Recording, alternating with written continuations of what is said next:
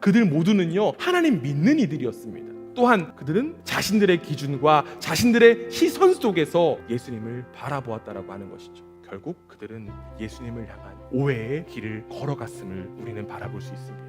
주님을 제대로 이해하지 못한다라고 하면 예수님께서 걸어가신 그 고난의 길 함께 걸어갈 수 없습니다. 그리고 더 나아가 예수님의 고난과 죽음은 납득되지도 않습니다. 우리는 이제 자신만의 틀에 갇혀서 예수님을 오해하는 일에서 벗어나 제대로 이해할 수 있어야만 합니다. 이해하기 위해서 어떻게 해야 될까요? 이해하기 위해서는 오해를 풀어야만 합니다. 오해를 푼다라고 하는 말을요, 저는 화해라고 바꾸고 싶습니다. 즉 예수님을 향한 우리의 오해가 이해로 바뀌기 위해서는 반드시 화해가 필요하다라고 하는 거죠. 그렇다면 우리에게 필요한 화해는 무엇일까요? 사도 바울은 에베소서 2장 16절에서 이렇게 고백하고 있습니다.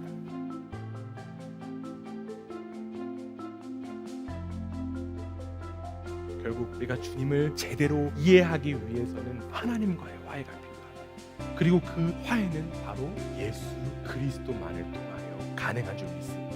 하나님은 우리가 하나님을 향해 제대로 이해하기 위하여서 예수 그리스도를 우리 가운데 허락하셨습니다. 하나님의 원수였던 우리의 존재를 예수 그리스도를 통하여서 받아주셨고 우리는 이로써 하나님과 화해하게 되었습니다. 죄인인 우리가 십자가에서 예수님과 한 몸이 되었다라고 하는 것이 바로 화해를 의미해요. 이 자기중심적인 내가 십자가에서 죽고 이제는 예수 그리스도로 살아가는 이들이 바로 하나님과 화해된 이들이에요.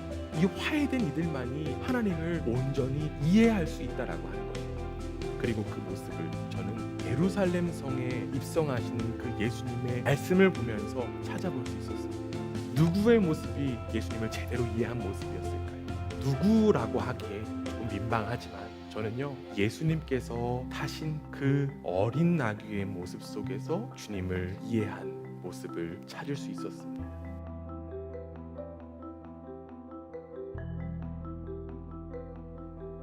물론 이 나귀가 정말 예수님을 이해했다라고 이야기하기는 어렵습니다. 그러나 이 예수님을 태운 그 어린 나귀의 모습 속에서 저는 예수님과의 연합을 바라볼 수 있었습니다. 예수님께서 그 어린 나귀에 타셨을 때 나귀는요 예수님의 지시하시는 대로 나아갈 수밖에 없었습니다. 예수님께서 멈추라고 하면 나귀는 어떻게 될까요? 멈춰야 했고요. 예수님께서 가자라고 하면 어떻게 될까요? 가야만 했습니다. 어쩌면 이러한 어린 나귀의 모습 부족하고 연약한 모습인 것 같아 보이지만 사실 그 나귀만이 예수님의 십자가의 길, 예수님의 죽음의 길을 제대로 동행하고 있는 모습이었던 거예요. 이 그리스도와의 연합, 그 모습이 바로 예수 그리스도를 제대로 이해한 모습이라는 것이죠. 바로 예수님을 태운 그 어린 나귀의 모습, 그 모습이 바로 새로운 존재로 거듭난 우리의 모습이 되기를 원합니다.